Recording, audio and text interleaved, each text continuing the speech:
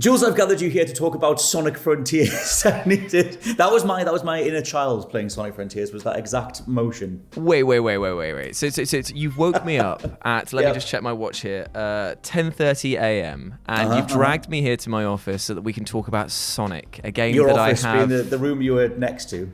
I have no love for Sonic, man, at all. Like, so you want to talk to me about Sonic Frontiers, this new game that's just come out that we went to play at EGX, which we just have come back from. Hence why we look especially tired today. Hence why I'm echoey as hell in this room, because I'm trying to record stuff remotely and none of the rooms in this building will let me. So I've just got to hop in here and we'll see how we go. It's the echo of limbo as your soul is going between heaven and hell, trying to battle to try and get back onto a normal sleep pattern. But still, we have survived EGX and London in general. We are back and we have played some Sonic Frontiers. Well, I say we. There is a huge asterisk there. Scott has. I avoided Me inside it. I found people to speak to in the queue so that I intentionally lost my place so that Scott could go and play it with Si, basically. He's not playing the Game of the Year contenders. He's just not getting around to it. Oh, wait, okay. But, wait, are you putting this out there as a Game of the Year contender? No, is it's this obviously not. You choose your words carefully, mate. I had a lot of fun with it. Me and Si both played the hands-on demo, which at EGX was the first time that any UK events had a playable gameplay version of Sonic Frontiers. And we both finished the demo. It's like a 10-minute demo, 15-minute demo. And we both finished it and we looked at each other and we were like, was that actually good? Was that actually... It's not just me, is it? Like, we're not insane. Like, that's actually really fun and good and well-designed. And yeah, so I just wanted to... I came out of it high on life. I was like gushing about it. And so I just kind of want to do a video on the amount of things that it gets right. Because I'm not not calling it right now that it's going to be this immaculate, incredible thing. The one standout negative is that there's still a lot of pop-in when you're exploring the world at speed. Just popping in crates and different obstacles, things to grind on. Sounds in great. Mid-air. Sounds really good. Right, okay. But if you can look past that, there's a lot to like. Okay, I'm going to flip a coin in my heart now and actually be a bit more generous to Sonic. Because the thing is that, like, I said to you before we started getting in the queue to queue up to it, and after you played it, I was like, does the game work? And you said, yes, it does. And I said, right, instantly it's better than Sonic R, Sonic Boom, Rise of Lyric, and Sonic 06. That's three games that it's already done better than just by existing in a physical form that is playable. So, well, I feel well like done, because, Sonic Frontiers. Yes, for a working build. Considering that when it first was shown off, it looked like a bunch of Unreal assets in an empty field. And it seems like now it's like an enjoyable version of that. I'm going to get to the positives because there's a lot of stuff that I genuinely did. I was quite giddy playing. I'm a big Sonic fan. And obviously, if I get to review the game later on, I'll be way more objective about it. But I think that from a Sonic fan's point of view, and a lot of people are excited about this, it's worth running down the things that stand out, because it's not until you get hands-on with it that you realize kind of how potentially incredible it could be. And so the thing that blew me away, the thing that me and Si immediately talked about, was the combat. And like the fact that you can parry in a Sonic game. Like there's a full-on, you're locking on with the right stick, like Dark Souls style. No, I was like, I know, it's like the go-to thing. Right, in my mind, I started counting down. The moment you said parry system and combat, I was like, when's he going to make a Dark Souls reference? It's not. Because you know that it's going to be some outlet, and it cannot be us, mate, who puts out the first Sonic Frontiers review that says it's the Dark Souls of Sonic. We cannot be that outlet. We've got... We'll see. Hard ban on it, mate. The thing that is very clear, and Sega have always done this. You know, they look at whatever's popular and they just kind of do their version of it, rip it off, whatever you want to call it. In Sonic Frontiers' case, it's their version of Breath of the Wild. So a lot of the music that's in there is very ambient, it's very dissonant. And Breath of the Wild's whole approach to music, for example, was just one piano note every 10 minutes or something like that. So the music that's Sonic's one, just a little fart on a MIDI keyboard. Sonic's one is just sort of like lots of like stretched out distant strings and stuff like that. But when you get into the classic stages, that's when it kicks you into like standard Sonic stuff, arcadey music and whatever. That's a nice I was touch. listening to the Sonic Generation soundtrack, or when I was traveling back last night, because it got me in the mood. But the combat stuff, like I said, you've got this lock-on move, and you have various different enemies that you're going up against. One of the two that we fought in the demo was like a ninja. It was like this dude with twin blades or whatever, and there was a big walking tower, just called Tower, that you had to sort of dodge and get around using these shoulder buttons as the dodges. And you're doing a lot of melee attacks. It kind of feels like Smash Brothers Sonic in like an open world, which I really, really like. And you kind of have this new ability as well called the Psy Loop, which I don't know how it's taken them 31 years to think of what if Sonic could do an attack when he ran, but they now have this thing where you hold down Y or triangle, and you it starts emitting like a beam behind Sonic, so then you run around people to loop them into this thing, and you have to let go of the button as the points connect again, and it's a launcher, so it's like a combat launcher. And I was like, We have a Sonic game with a launcher and a parry and a lock on and dodges, and I'm like, okay, that actually sounds good. It does work. I know, that's the thing. It sounds like Akami, like when you use the paintbrush to sort of draw and connect things. That actually sounds really nice. It's really satisfying, and like it looks really good. Performance was really solid on the demo, and obviously it's a vertical slice. It's just the opening of the game. It was literally the opening cutscene and then the very beginning of the game. But their introduction to combat and the way that even the loading screens, and they throw you into a combat tutorial, so they're teaching you all these different moves that Sonic has. And if you pause, there's an ability screen, so you know you're going to be unlocking more stuff. And they've already shown off. They've shown off this thing where Sonic can sort of attack from a slight distance, where he cuts the air so fast that he sends these like air blades at his enemies, and I was like, that's a really cool move. Yeah, that is cool. Okay, you're getting me over. You're winning me over. I know, this. And it's like that's the thing. So the thing that sort of lands with you as you spend a bit of time with it is that you have this exploration, you have this big open world, this Breath of the Wild style, quite expansive open world filled with obstacles and stunt ramps and various things to lock onto. You still have Sonic's like mid-air homing attack and everything, and everything has collectibles that you're picking. Yeah, like it's solid enough. I feel like that's been pretty tight since about Sonic Unleashed. Like it's kind of just, you jump, you boost, you lock onto stuff, you bounce between things, and occasionally you'll land on a ramp or something and then grind. And sometimes the camera takes over and you just do a loop-de-loop or whatever, but you can always boost through that stuff. That stuff is still super satisfying. And I feel like when you combine that with dropping into a combat encounter, even if it's like a mini boss, like that ninja thing that I fought, it works. Like I know that I can see all these different parts that they're pulling from, but it does make for a cohesive whole. And I did have a thing where I did the side loop. I launched like 4 dudes in the air, and then I just jumped and homing attacked all of them, and then they all burst into coins and collectibles, and we all landed together, and I just stood there like, yeah, I'm Sonic. Okay, yeah. That does actually sound pretty cool, to be fair. But the question I have is that while the combat sounds like it's a huge marked improvement over anything else that we've had in other games, what about the camera? Because the camera itself can be one of the greatest enemies of a Sonic game. It's true. The camera was mostly solid. The only thing that threw me off was it's like depth of field, like knowing how far you are from the camera, trying to like line up certain jumps, because there are just random platforms in the sky. One of the biggest criticisms just here's a bunch of stuff. Like it seems that there's a character who's in control of everything, and they keep teasing this main villain who seems to be in control of like cyberspace, and they're just loading stuff in, and we don't really know where Sonic is.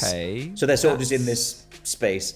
But that was they use an enemy or a potential villain to as a workaround for technology. Like, you were saying about the pop-in and stuff earlier. Yep. They could just be like, well, this world technically isn't complete. And you'd be like, have you just written in lazy developing? Like, yeah. Some fan will absolutely lean on that and be like, well, it's all part of the thematics. It's just sort of coming in. But yeah, sometimes when you're trying to gauge, various platforms that are in midair and you're jumping like 3 or 4 things in a row, not using the homing attack, it can throw you off. You jump too far, or you jump not enough, or whatever. That stuff can get in the way. Yeah.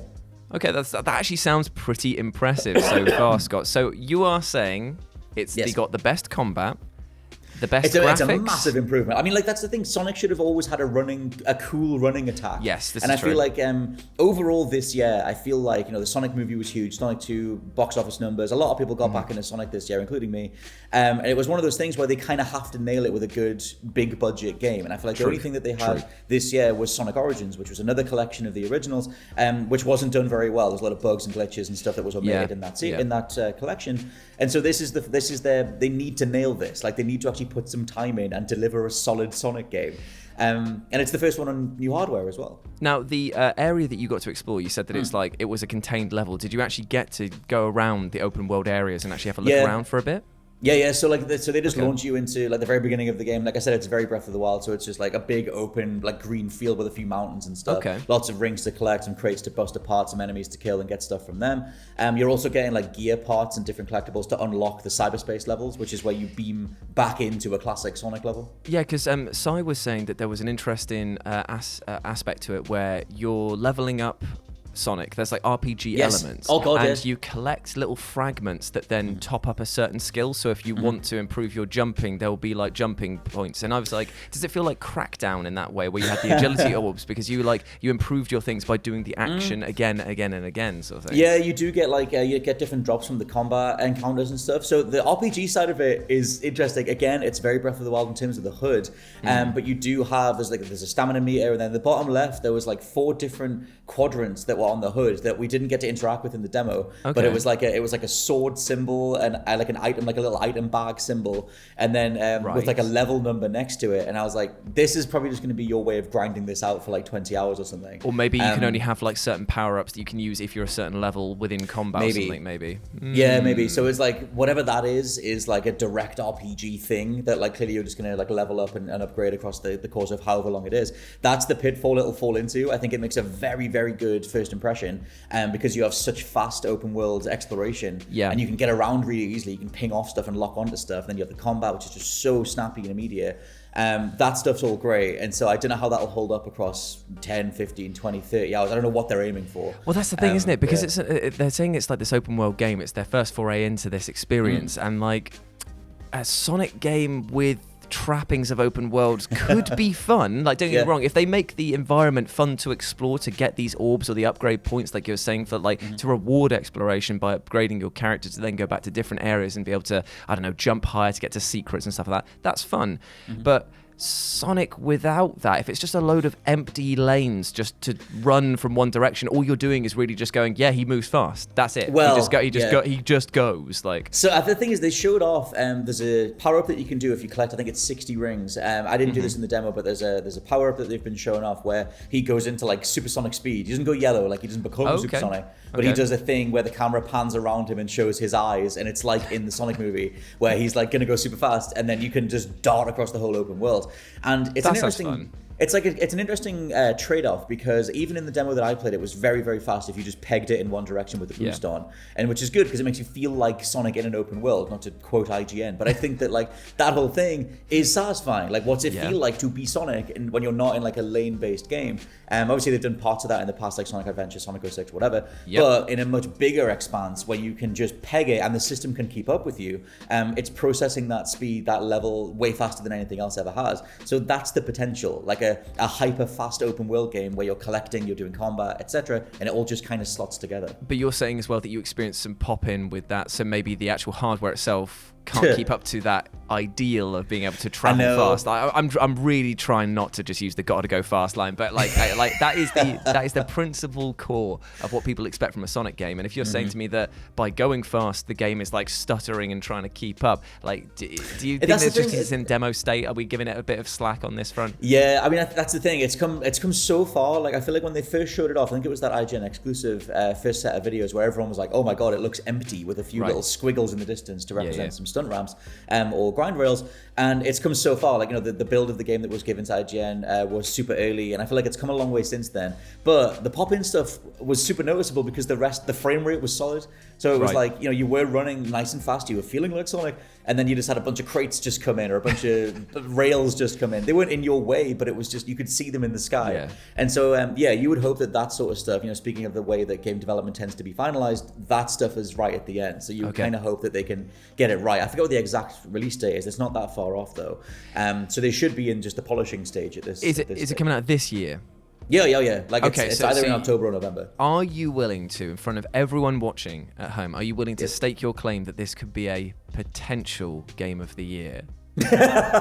No, it'll be. Are we going to be having heated debates about our end of year, best of the year? Bandicoot Insane Trilogy being one of the best games. I fought hard for that. Sonic would say. I think if you're a big old Sonic fan, then subjectively there's a hell of a lot to enjoy here. The objective side of it, in terms of, like you said, whether the camera ends up getting in the way, or whether the bug stuff gets in the way, or just whether it can maintain pace, or just how grindy the RPG stuff feels, we'll see what that's like in the full game. But it made a very good first impression. There's a lot of hype riding on this. There's a lot of interest in Sonic. A lot of expectations and weight riding on this, mate. Like, yeah, well, when was the last great Sonic game? Like Sonic Generations? Like, it's been a long time. Sonic Mania, isn't it? That's the only answer. That's the only answer. No, it's not. I was thinking of 3D ones. You could have Sonic Mania for the 2D stuff. Yeah. But yeah, there's a lot of potential here, and I think that Sega are aware of that. So they've been showing it off increasingly with more, confidence recently, and that's good.